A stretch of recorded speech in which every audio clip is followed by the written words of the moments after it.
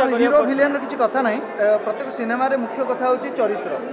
सेटा मु बिलीव करे तो चरित्र कथा प्रत्येक चरित्र जीवन में सब चरित्र गोटे ग्रे शेड कई कंप्लीट ब्लैक नुह कहीं भी कंप्लीटली व्हाइट नुह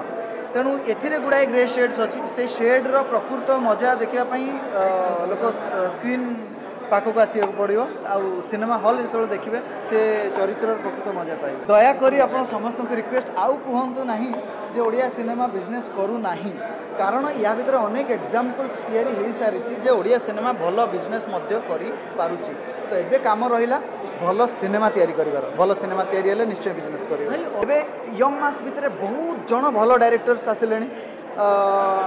आगुरी भी आम इंडस्ट्री में बहुत जन भल डायरेक्टर्स थिले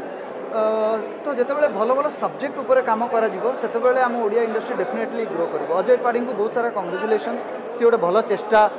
रे अच्छी भल भल सब्जेक्ट बाछुंट तो सहीटा डेफिनेटली आम इंडस्ट्री को परिवर्तन कर गोटे हाथ रखे अतिथि पर कौ रूप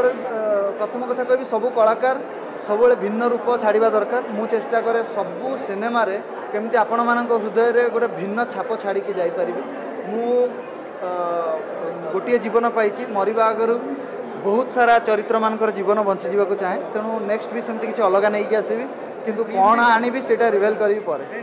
से चेष्टा आम सिनेमा कर देखा जाऊ कौन केमी दर्शक